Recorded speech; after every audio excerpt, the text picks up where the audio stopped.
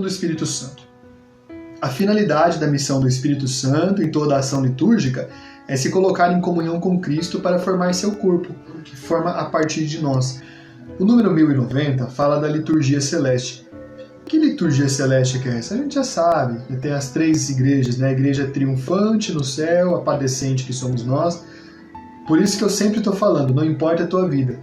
Eu sei que a vida de muitos hoje é boa. A nossa vida está muito boa hoje, mas a nossa vida no total, no somatório dos dias, no correr dos dias, é uma vida marcada por um vale de lágrimas. Nessa liturgia que a gente celebra na igreja padecente, que somos nós, não é? Aliás, militante, a padecente é quem está ligado conosco no purgatório, a gente se comunica com eles também, a gente está padecendo pelas situações do mundo, mas a gente milita no padecimento. Eles apenas padecem porque já militaram. Então a gente milita muito e padece nessa igreja terrena. Nesse sentido, olha só, na liturgia terrestre, 1090, antegozando, nós participamos da liturgia celeste que se celebra na cidade santa de Jerusalém, para a qual, na qualidade de peregrinos, caminhamos.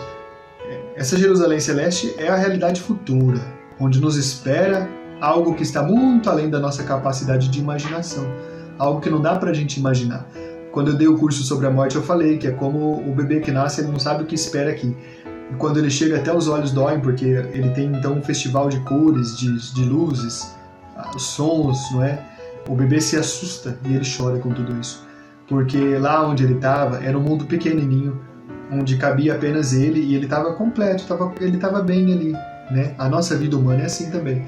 A gente está bem, de certa forma, a gente está completo, a gente consegue conhecer os limites desse nosso mundo, essa placenta planetária que nos envolve, mas a gente vai um dia partir dela para nascer na outra realidade. Tudo isso começa na celebração da liturgia. A cada liturgia que você celebra, você se aproxima mais do mistério. Continua comigo a leitura, por favor. A gente vai para essa Jerusalém celeste, a gente vai sair do nosso mundo limitado. Começa agora essa compreensão. Você tem que olhar sabendo que começa agora. Enquanto estamos na qualidade de peregrinos e caminhamos sobre pedras, caminhamos sob um sol difícil, caminhamos em meio a dificuldades, mas a gente sempre tem que caminhar. O número 1091 também eu não posso deixar de citar. Diz que na liturgia o Espírito Santo é o pedagogo da fé do povo de Deus.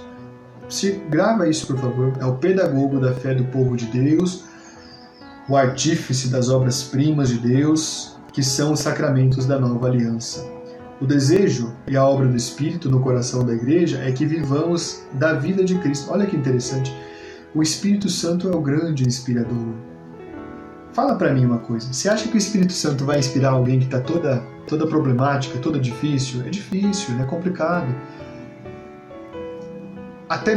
Mas olha, uma coisa é você caminhar para a dor, outra coisa é você experimentar a dor. Vamos refletir sobre isso só um pouquinho.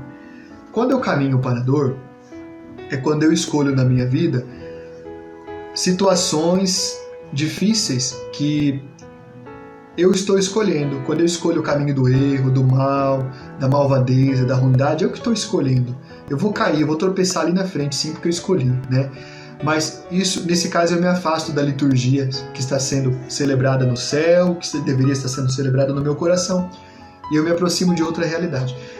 Quando eu caminho na dor porque eu fui levado à dor por outra pessoa, ou por alguma situação que me aconteceu, eu entrei num estado de doença, eu estou caminhando na dor, mas não, aí o Espírito Santo não para de falar comigo, é diferente. Aí o Espírito Santo se manifesta de forma ainda mais amorosa, porque ele me ilumina na minha dor, no meu sofrimento. Quando eu passo por uma situação dessas, o Espírito Santo vem ao meu encontro. É o que está dizendo nesse número 1090. Olha que bonito, então. O Espírito Santo é o pedagogo da fé do povo de Deus. É o artífice das obras-primas de Deus. Então, olha que bonito. Os sacramentos que o Espírito Santo inspirou, lá no começo da igreja, ele inspira na nossa vida a cada dia. No número 1094 tem uma citação também, está tudo grifado aqui, eu não consigo não citar, eu vou ter que citar esse aqui. Em torno da harmonia dos dois testamentos, o Antigo e o Novo, articula-se a catequese da Páscoa do Senhor, e posteriormente a dos apóstolos e dos padres da Igreja. Essa catequese desvenda o que é o que permanecia escondido sob a letra do Antigo Testamento, o mistério de Cristo.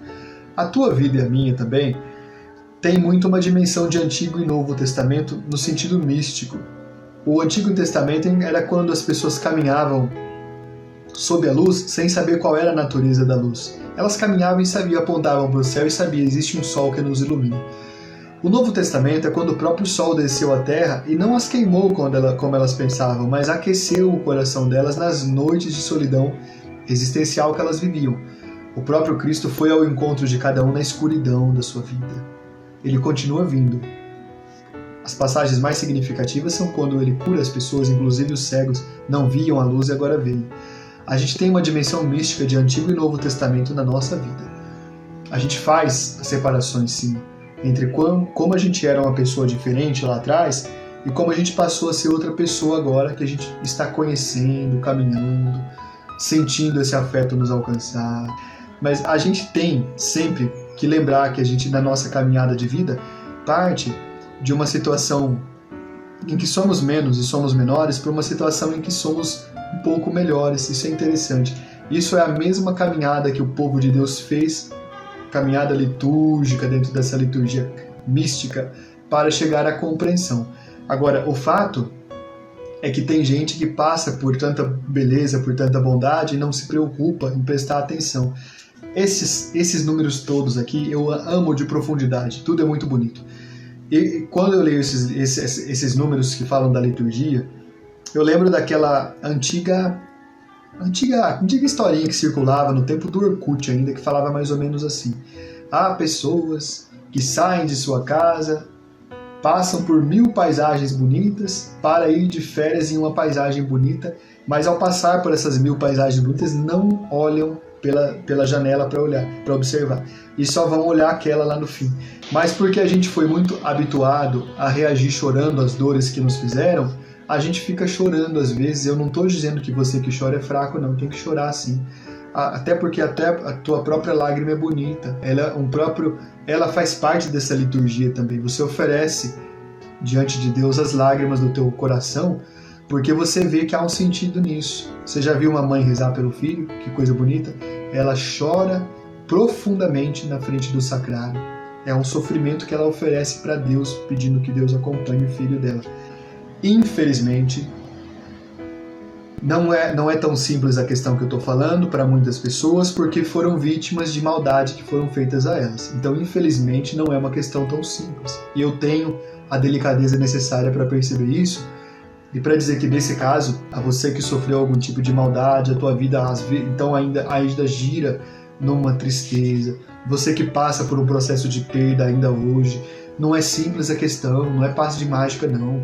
Você que carrega um trauma porque a tua mãe foi muito malvada com você, alguém fez maldade com você na infância, a vida não é fácil. Tudo isso marcou uma chaga imensa no teu coração, de forma que não tá fácil você olhar a liturgia e fazer com que o Espírito seja derramado no teu coração. Mas aqui eu te digo uma palavra muito importante que o Catecismo nos ensina.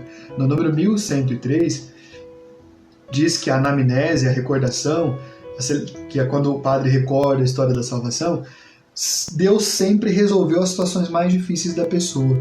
Eu tô te dando esperança? Não preciso, porque o amor será derramado de alguma forma, a paz, o afeto, a calma vai ser derramado sim. Eu tenho que ter pensamento positivo? Não precisa. Não precisa de pensar nisso, não precisa nem de pedir. O dom do Espírito é dado graciosamente e ele chega. Eu tenho que rezar, subir a escada de joelho? Não precisa. Eu tenho que pedir muito por isso? Peça pelo teu lado humano, porque às vezes a bênção chega na nossa vida e a gente não consegue perceber. Toda a Eucaristia traz uma bênção. A gente não consegue perceber. Toda leitura divinamente inspirada e proclamada traz revelações bonitas para a nossa vida. A gente não consegue perceber. Porque aí sim você reza pelo teu lado humano, mas a você que passou por dificuldades e o teu coração está ferido hoje, o Espírito Santo é derramado naturalmente. Não precisa querer, ele só será derramado. Eu não quero, não tem problema, vai ser do mesmo jeito, tá? É o que lembra a anamnese, que é quando o padre faz a recordação, né? Na última ceia, estando com seus discípulos. Vocês estão vendo essa questão de falar de liturgia não é técnica, isso pode, não pode. A questão da liturgia é a vida. A tua vida está conectada com uma liturgia que está no céu.